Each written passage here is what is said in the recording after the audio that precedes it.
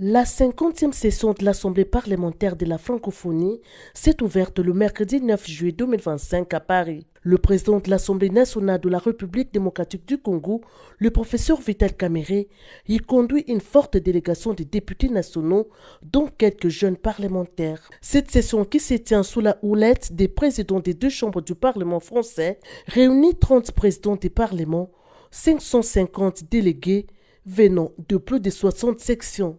Pendant 5 jours, les travaux vont se tenir alternativement au Palais du Luxembourg, où siège le Sénat, et au Palais Bourbon, où siège l'Assemblée nationale. Ces assises se sont ouvertes par l'accueil des différents chefs de délégation sur les perrons du Palais du Luxembourg par Gérard Larcher, président du Sénat, bien avant la tenue d'une réunion à huis clos des membres du bureau de l'APEF, où siège le président Vital Kamerhe pour les comptes de la RDC.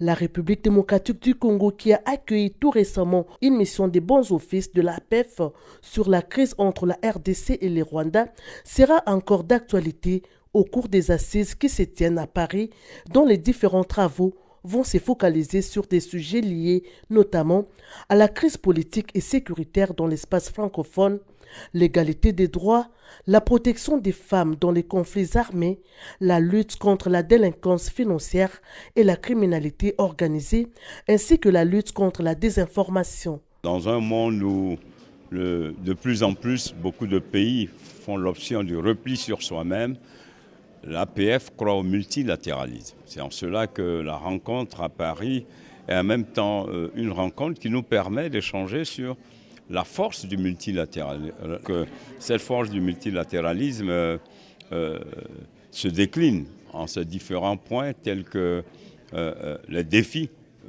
face donc au dérèglement climatique. Donc il y a de vrais défis à relever. Et donc le défi face au dérèglement climatique, les défis face aux crises énergétiques, parce que ce sont de réelles préoccupations, les défis face à la souveraineté des États, parce que de plus en plus, on note que certains États ne se sentent pas en sécurité face à des États qui se sentent parfois plus forts. Donc il faut faire valoir la Charte des Nations Unies. Et donc l'APF, à travers donc, ces parlements, doit pouvoir donc faire de la Charte des Nations Unies le socle de sa vision, le socle de sa démarche au plan donc du respect des souverainetés d'État. Aussi, avant donc échanger sur la situation politique de certains États.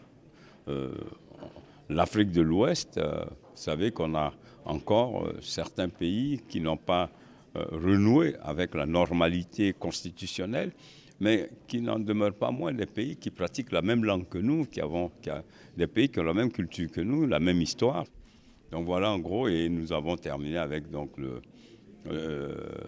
la crise rwandaise, RDC Congo, qui vient de connaître un début de solution avec la signature faite aux États-Unis. Mais l'APF considère qu'au-delà de la signature, il y a les modalités pratiques qui doivent donc être mises en place. Ce sont les déclinaisons de cette signature doivent donc pouvoir apaiser les deux peuples. Parce que ce que nous recherchons, c'est la paix des deux peuples et que chaque peuple retrouve donc la plénitude de sa souveraineté pour l'épanouissement donc des différents peuples, tout en gardant le principe de la fraternité qui fonde donc l'espace francophone et qui nous rassemble et qui nous unit. Cette session penchera sur la question sécuritaire en République démocratique du Congo, tenant compte des avancées diplomatiques actuelles. Un regard particulier sera aussi lancé vers le pays des différentes régions de l'Afrique francophone en proie aux conflits armés.